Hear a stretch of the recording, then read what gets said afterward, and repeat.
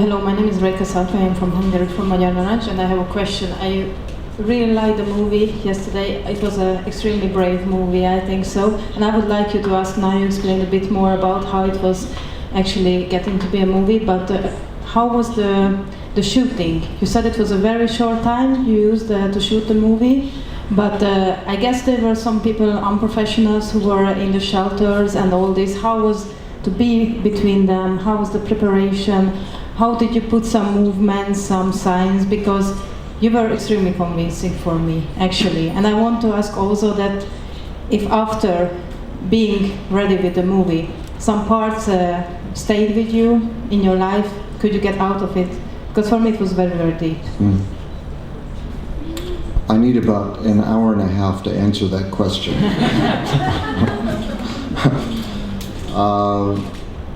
I don't know where to begin. There's a group in New York called the Coalition for the Homeless.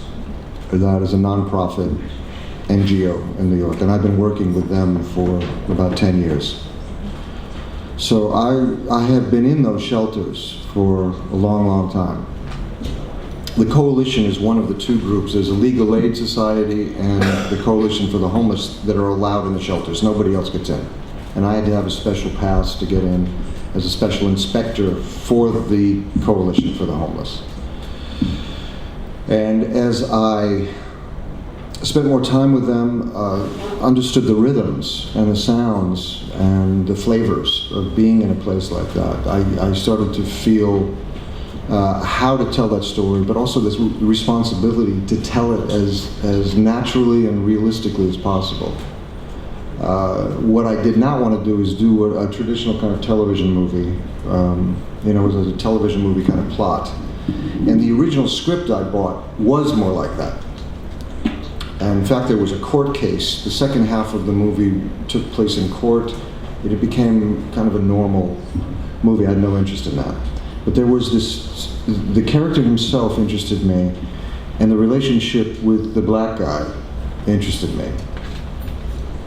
So that was the core that we started with when we did this massive rewrite. The idea, one, just in terms of filming and the visuals of it, there's a photographer working in the 50s and 60s, mostly, named Saul Leiter. Not a famous photographer, but an extraordinary one, who when everyone else was doing black and white street work, like Bresson and Cornel Kappa and all these other guys that were doing street photography. This guy was in black and white. This guy's doing color. And he was using glass and windows to shoot through layers of things constantly. And a really beautiful work. I mean, extraordinary. Even today, I was looking at the book of his work just a week or two ago again, and I was amazed at how unique and special and layered his work was. So I think that was the impetus for the visual frame that we had. We carried glass with us all the time to put in front of the camera to create reflections and layers. We also had lenses. I mean, I wish that Oren was here to describe to you his process, but we had two very long lenses. One was a 600 millimeter and the other was a 900 millimeter. And those are the only lenses we used in the entire movie. And that also stacks up energy. If we were doing that here in this room, this entire room would be stacked on top of each other. So you get this really dense feeling. And it was to be in New York City with these kind of lenses, and the energy of a city like New York, and having it stacked up, and then have someone still inside of that is very powerful in terms of imagery. The idea from the beginning was that I would be on the streets and the filmmaking footprint would be invisible. So the filmmaker, the camera, and the director and the technicians were always in either a storefront or on a roof or on an apartment, shooting out of a window, or if we had to be they had to be on the street, it was under a men-at-work tent. So no one was aware of a camera. And it was only me out on the streets and with real people. Nothing was set up. There was nothing where we had extras trained to walk through. That was real. Every time I'm on the streets, or in the train station, or anywhere, nothing was set up. It's just me out there with New York energy. And so the first day that we were going to do a test, and it was a test of, we were all kind of nervous about it, we were calling it test. Costume, hair, camera stuff. And it was going to be in Astor Place and down in Greenwich Village. Very busy place in the village in New York. And this was a very important test because the whole idea of our film was that I was going to be out on the streets, and if it didn't work, we had no movie. I was a little nervous about this because these are not places that normally I, as Richard Gere, can walk around. For whatever reason, I can't explain it, I have a lot of attention when I'm on the streets. And so, we set up the cameras in a Starbucks, and I was around the corner with an AD and a walkie-talkie, kind of FBI walkie-talkie. And so we were communicating, said, okay, we're ready. Come out into Astor Place now. So I came around the corner, and I was totally in character. And I stood on a street corner, and I kind of had my hat down. I was a little nervous about it all. No one was paying any attention to me. Nobody. And I had a coffee cup, and I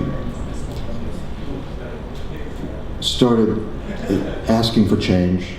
It's just simple. I wasn't attacking anyone, just spare change. Can you help me out?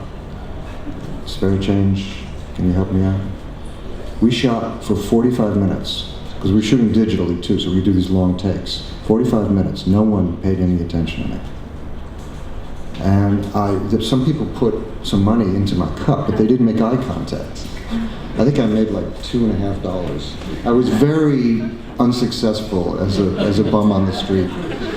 And that shot is actually in the movie. Towards the end of the movie, that part of that shot, the test shot we did, is in the movie right now. But for me, it was an incredibly profound experience. Obviously, in my life, there's a lot of expectations on me.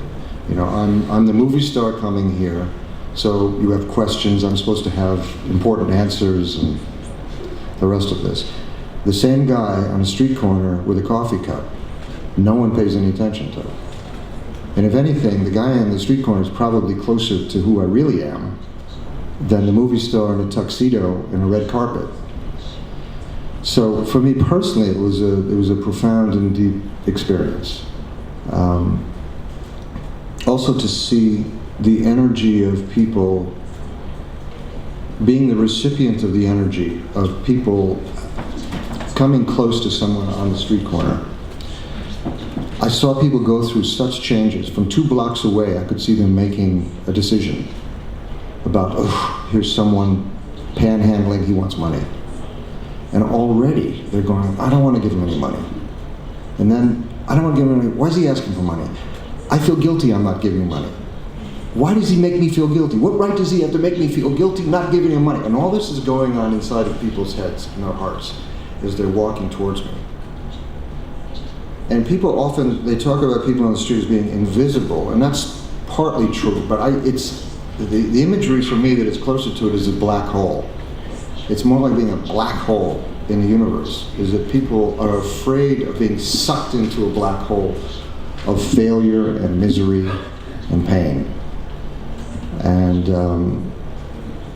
so that sense of dislocation, of being a black hole in the universe, obviously makes people crazy. Mental illnesses start to arise. I think we see it in this character as well. How quickly he descends into mental states that are outside of the reality structure. And the father role? The father role. The role of the father. Yeah. How was it for you? To play the father to Jenna in the movie. Yes. Well, very emotional. You know, I mean, first of all, she's a wonderful actress, and one of the best actresses I've ever worked with. The way Oren wrote it and the way we played this movie, there's a lot of silences. And most of our lives are in the silences. The emotions of our lives are really in the silences. They're the emotions that are welling up inside of us before they get expressed. That's where we wanted to live in this movie.